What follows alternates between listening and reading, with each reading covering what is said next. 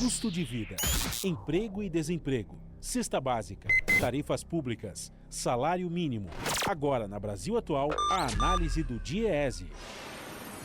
E nós vamos conversar com Fausto Augusto Júnior, diretor técnico do DIEESE. Bom dia, Fausto. Bom início de semana para nós.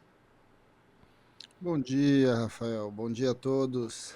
Fausto, vamos lá. Vamos começar falando de inflação no mês de fevereiro. Na sexta-feira, o IBGE mostrou que o Índice Nacional de Preços ao Consumidor Amplo, o IPCA, que é a referência oficial da inflação, variou 0,84% no mês passado, acima do mês de janeiro, que foi de 0,53%, porém abaixo de fevereiro do ano de 2022, que ficou em 1,01%. Com isso, a taxa acumulada em 12 meses diminuiu de 5,77% para 5,60%. Mais uma vez, despesas escolares, que são comuns, inclusive, nesse ano, pressionaram a inflação.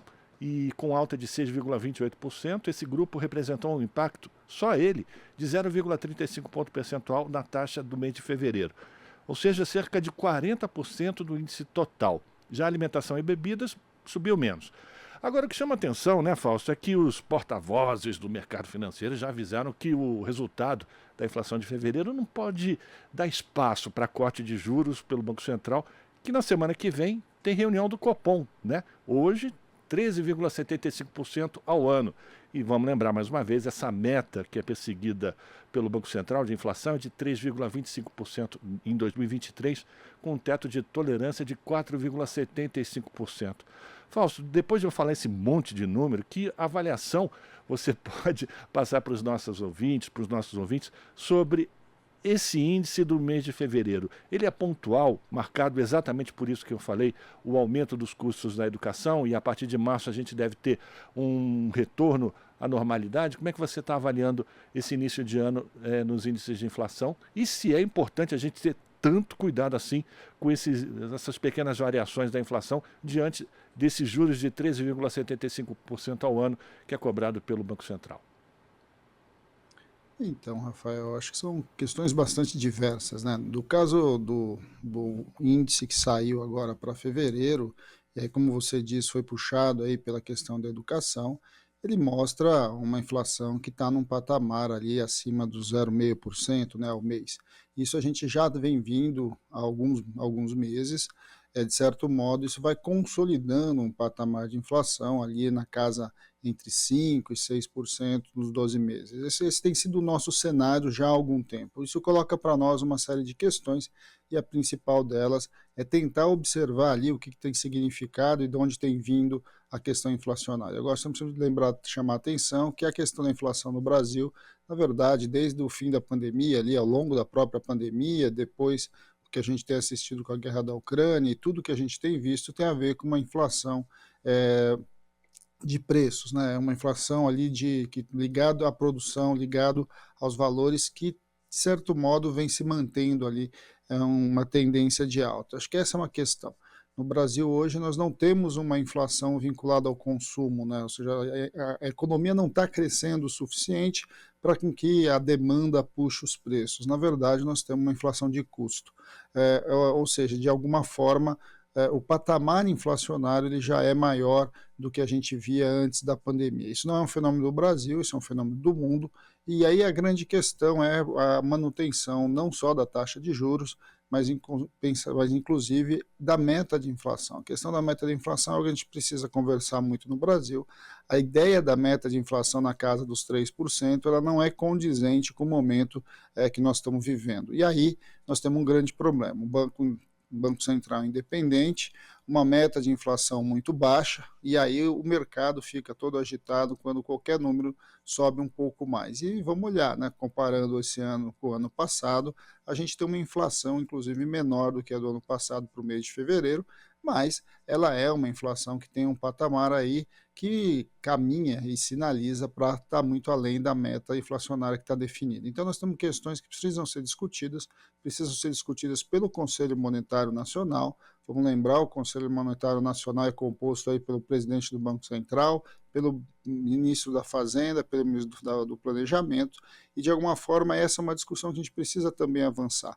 É preciso ampliar o Conselho Monetário, é preciso que outros ministros, como o ministro do Trabalho, o ministro do Desenvolvimento, passem a compor esse ministério.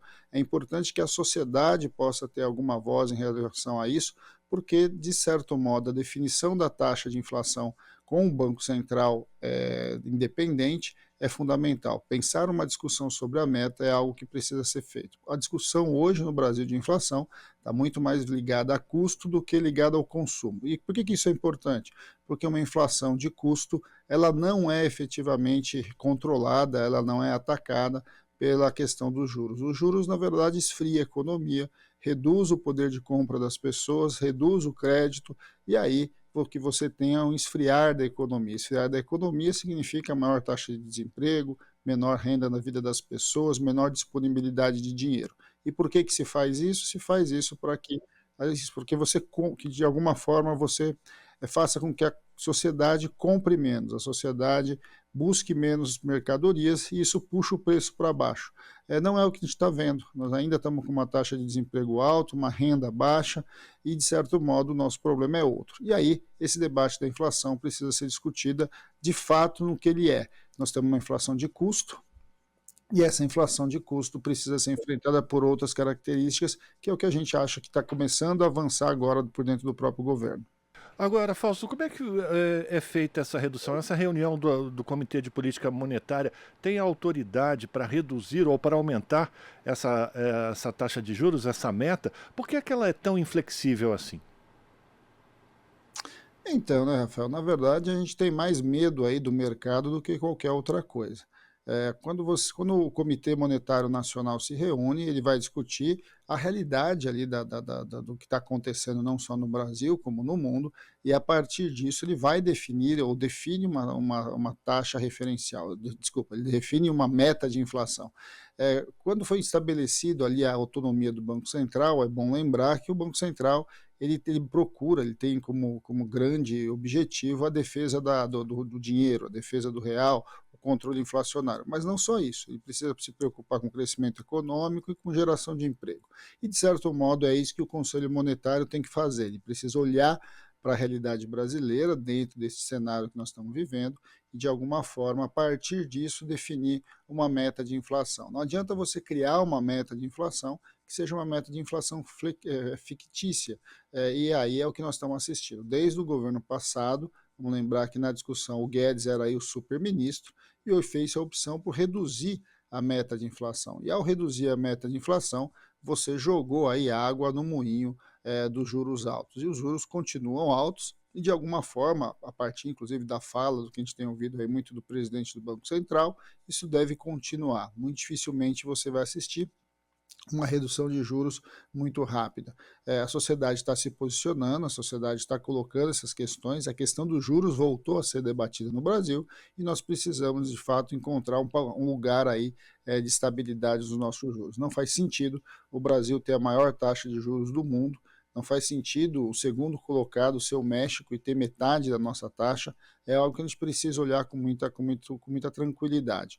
O Brasil é um país que, de certo modo, precisa crescer, o Brasil é um país grande, o Brasil é um país repleto de desigualdades, e aí está num processo de desconstrução. E uma taxa de juros tão alta como a gente está vivendo, aí dos 13,75, de certo modo, ele vai dificultando muito esse processo de crescimento econômico. Então a gente precisa fazer um debate sério na sociedade sobre a real meta de inflação e nós vamos fazer discussão sobre se de fato a taxa de juros é o único mecanismo para controlar a inflação. A gente está vendo que a questão dos alimentos começa a se estabilizar e aí eu acho que esse é um dado significativo. A gente teve aí a redução do preço da cesta básica em 13 estados, isso não é desprezível, isso é um dado importante. Isso tem a ver com políticas que já começaram a ser implementadas. Você começa a reposicionar os estoques, você começa a reorganizar os apoios à agricultura familiar, você começa a mexer nisso. A questão dos combustíveis é outro que nós vamos assistir ainda bastante problemas.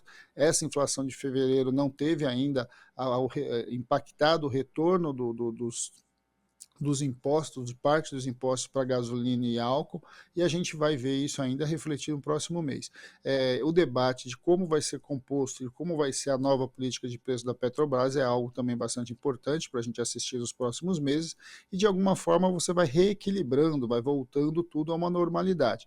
Mas é importante lembrar, essa normalidade pós-pandemia não é uma normalidade igual à normalidade anterior. O mundo está mudando, o mundo está passando por bastante dificuldades, e a questão inflacionária não é um problema só do Brasil, é um problema do mundo, e a gente precisa olhar, então, juros, inflação, de acordo com o que está acontecendo no mundo. Dificilmente a gente vai ter uma inflação próxima aos 3%, aí, que é a meta que está estabelecida. Esse debate precisa ser feito com a sociedade e, de alguma forma, a gente vai construindo aí novos parâmetros. Mexer na taxa de juros hoje é essencial. O Brasil precisa crescer e, para crescer, precisa de uma taxa de juros mais baixa.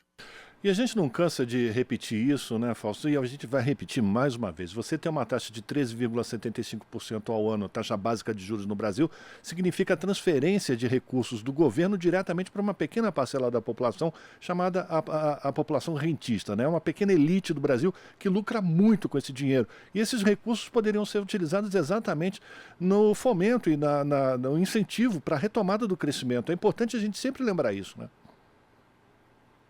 Sim, é importante a gente lembrar que taxa de juros altos significa que você, né, que o empresário em geral, as pessoas em geral, quando tem que tomar uma decisão entre investir recursos na economia real, gerando emprego, gerando renda, ela acaba optando por deixar o seu dinheiro no banco, porque o dinheiro rende mais. Ou seja, é um capitalismo sem risco. Você simplesmente deixa o seu dinheiro parado no mercado financeiro e ele vai rendendo as taxas de juros. E aí, né, a gente sabe já há algum tempo que, na verdade, o que a gente assiste é uma transferência de recursos da renda das pessoas para o sistema financeiro. Isso é algo que a gente precisa olhar com bastante atenção, porque de alguma forma isso explica por que o baixo crescimento, né? O Brasil está crescendo menos do que necessário, menos do que deveria e menos do que poderia. E a taxa de juros tem muito a ver com isso. Só que esse debate de juros no Brasil sempre foi um debate bastante interditado, principalmente por conta do nosso passado inflacionário, e a questão da inflação no Brasil parece um grande fantasma que vai impedindo a gente, de fato, de enfrentar as grandes questões estruturais do nosso país. Eu insisto, a questão da inflação tem muito mais a ver com questão de custo, e com questão de custo nós precisamos olhar com cuidado para a nossa própria estrutura produtiva, nossa estrutura aí que garante como que as mercadorias chegam para as pessoas. De alguma forma, tem a ver com o preço de alimentação, tem a ver com o preço de combustível, tem a ver com a questão da educação, tem a ver inclusive para olhar com cuidado se de repente a educação tem esse peso todo na questão inflacionária, como a gente viu agora em fevereiro, uma vez que o que a gente está assistindo é que essa inflação, em especial vinculada à população mais pobre, tem um impacto bastante menor do que no caso da população com mais recursos, que tem os seus filhos nas escolas privadas, etc.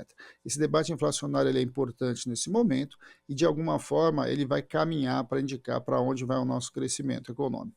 Esse é um debate que precisa ser feito no Conselho Monetário Nacional, precisa ser feito no Copom agora, dia 21, e, de alguma forma, precisa ser feito com o conjunto da sociedade. Com qual taxa de inflação nós podemos suportar, qual é o padrão normal que a gente está assistindo, o novo normal do ponto de vista da inflação no mundo, e como a gente pode, de alguma forma, controlar, lidar, construir essa estabilidade, mas que essa estabilidade monetária esteja vinculada ao crescimento econômico, à melhoria de vida das pessoas, ao aumento da renda do conjunto da população. Agradecer a participação de Fausto Augusto Júnior, que é diretor técnico do DIEESE, começando a semana, comentando com a gente o anúncio do índice de inflação para o mês de fevereiro, divulgado na última sexta-feira pelo IBGE, mostrando que houve um aumento de 0,84%, e isso faz com que a taxa acumulada em 12 meses diminuísse de 5,77% para 5,6% ao ano, a inflação oficial do Brasil. Fausto, muito obrigado pela tua participação, abração para você, boa semana e a gente continua em contato. Bom dia a todos, Rafael, e uma boa semana a todos. Conversamos com Fausto Augusto Júnior, aqui no Jornal Brasil Atual. Estamos apresentando Jornal Brasil Atual. As notícias que os outros não dão.